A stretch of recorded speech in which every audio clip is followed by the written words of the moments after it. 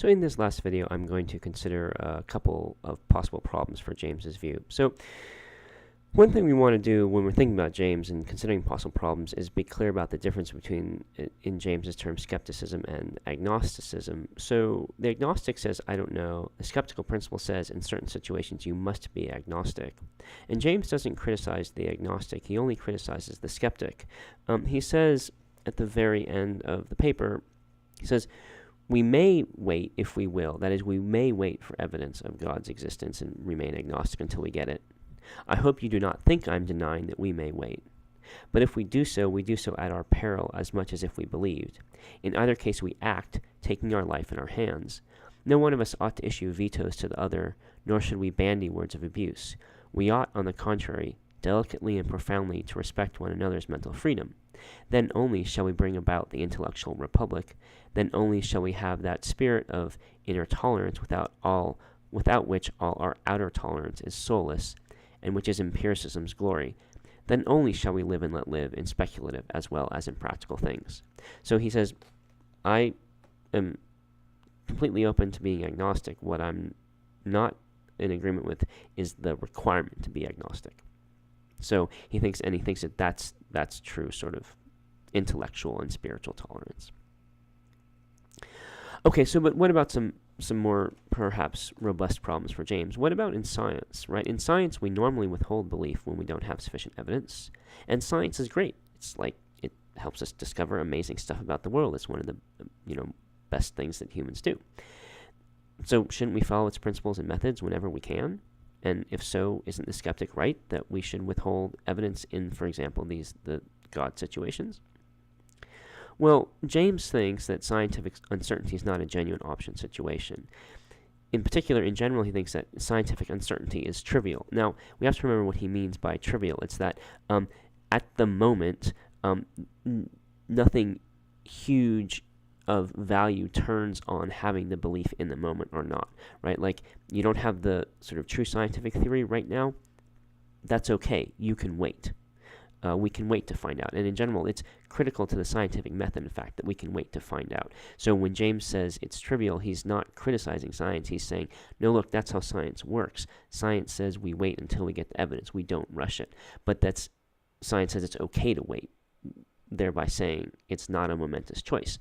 Now, sometimes it's not trivial. Sometimes it is momentous, like as in medicine, when a new drug is being tested for some fatal disease and they're promising trials. At some point, they might say, "Look, we're gonna, go ahead and rush this out to people who have the condition that we think is being treated, even though we don't have sufficient evidence, or at least there's pressure to do that. Of course, there's also counter pressure to say, no, let's keep doing the trial because we might discover that this drug turns out to do a whole bunch of damage, and falsely thinking that it doesn't do damage is going to lead us to prescribe it in cases where we shouldn't.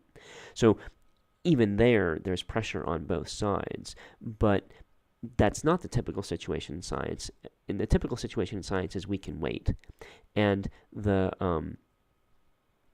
in the medical situation, there are pressures on both sides, just as there are in the religious situation, and there's not always a clear right line to draw, just as in both cases. So James thinks that either the scientific situation isn't similar to the religious situation, because the scientific situation we can afford to wait without huge costs, or it is like the medical situation, for example, but then there are pressures in both ways, just as James says there are pressures in both ways in the religious situation.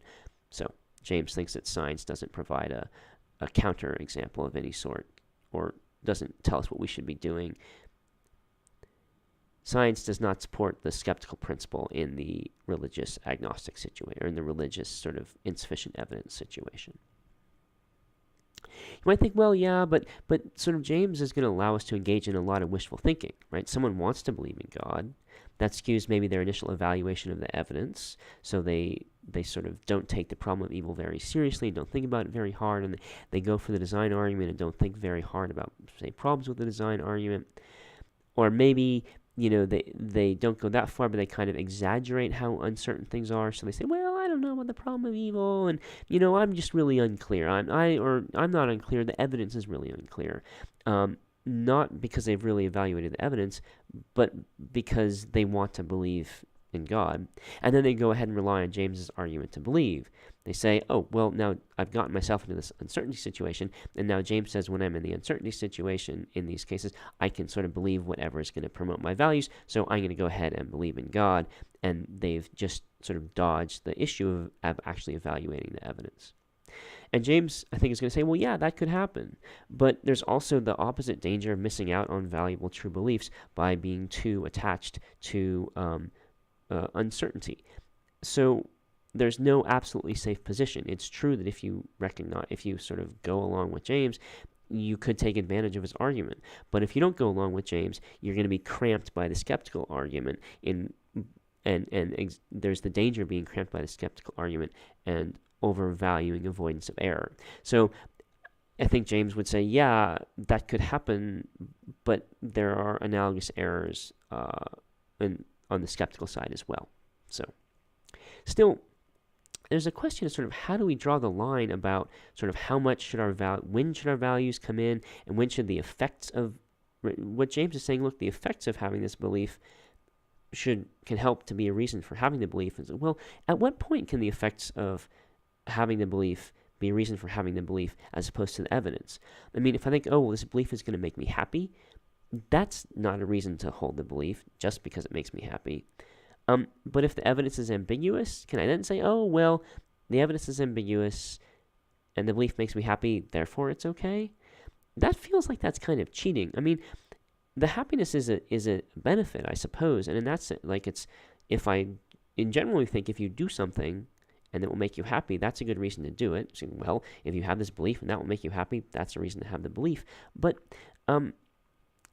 it's in this case, there's something odd because the happiness is an evidence for the truth of the belief. And you would think, well, if I'm going to have a reason for a belief, it should be a reason for the truth of the belief. And so while it's nice that the belief is going to generate this happiness for me, it's not a reason to have to believe that the proposition is true. Maybe it's a reason to have the belief in some sense, but it's not a reason for belief in truth. So maybe if you have the belief because it makes you happy, in some sense you're acting as if you have more evidence than you do. When you have the belief, you act as if you have sufficient evidence for the belief. But if you have the belief because it makes you happy, then you have the belief not because the evidence was sufficient, but because it makes you happy. And maybe there's a problem there. I'm not sure. I don't know.